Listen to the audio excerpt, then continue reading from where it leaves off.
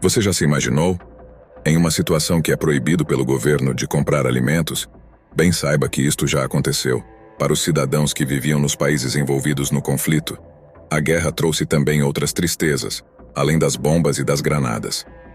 O racionamento de comida e de roupas era uma realidade comum, e muitas pessoas tiveram que se adaptar a uma nova realidade de escassez. O racionamento de comida era uma medida necessária para garantir que todos tivessem acesso a alimentos, mesmo em tempos de guerra.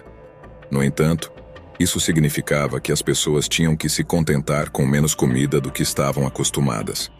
Em alguns casos, o racionamento era tão severo que as pessoas passavam fome. Durante a Segunda Guerra Mundial, os alemães atacaram navios que traziam mantimentos para a Grã-Bretanha. Essa estratégia era uma tentativa de enfraquecer o país e forçá-lo a se render. Como resultado desses ataques, a Grã-Bretanha passou a sofrer de escassez de alimentos. Para garantir que todos tivessem acesso à comida, o governo britânico implantou o racionamento. O racionamento determinava a quantidade de cada produto que cada pessoa podia comprar. Por exemplo, os cidadãos britânicos só podiam comprar 70% da quantidade de queijo que compravam antes da guerra. Os produtos que eram racionados incluíam queijo, 70%, frutas, 80%, cereais, cerca de 70%, carne, mais de 50%. O racionamento foi uma medida necessária para garantir que os cidadãos britânicos tivessem acesso à comida, mesmo em tempos de guerra. No entanto, também foi uma fonte de frustração para muitas pessoas. O que o na época chamado de Ministério da Comida, Ministry of Food, fez foi fornecer cadernetas de racionamento à população. O cidadão deveria registrar a sua caderneta junto ao mercado local, e assim o comerciante também poderia controlar o quanto de comida ele precisaria de fato colocar nas prateleiras. Ao ir fazer compras, o comerciante destacava ou carimbava os cupons correspondentes aos itens racionados. As cadernetas de racionamento eram pessoais e os cupons intransferíveis. Primeiro foi o petróleo. Sei que não se come petróleo, mas isso influenciou no dia a dia das pessoas direta e indiretamente. Seja para usar o próprio carro, ou então nos veículos que faziam transporte de alimentos e mantimentos. Depois foi a vez de bacon, manteiga e açúcar. Ainda logo no começo da guerra. E a lista foi só aumentando.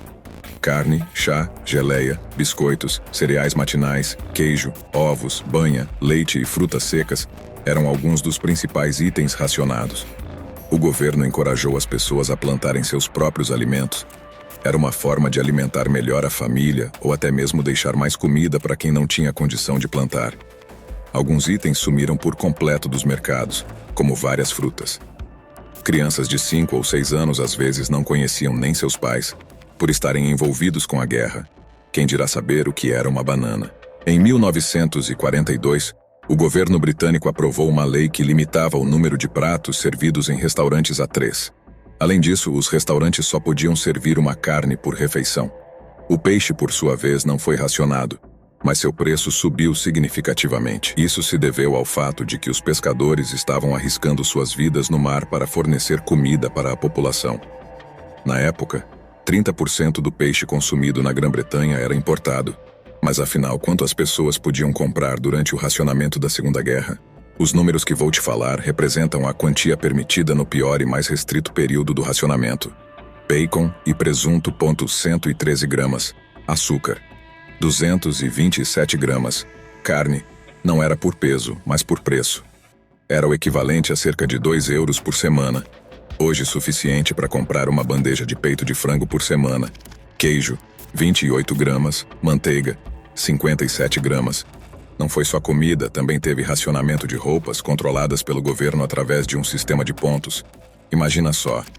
E a gente reclama com o tanto de acesso que se tem a itens e informações hoje.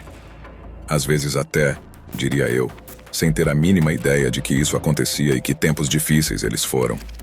Bom, é muito difícil adivinhar quando vai acontecer alguma tragédia. Infelizmente, muitos passaram fome nessa época, mesmo tendo dinheiro. Muitas das vezes é bom estar preparado. Lembre, conhecimento nunca é tirado, se prepare. Lembre de nos ajudar deixando o like e se inscrevendo no canal.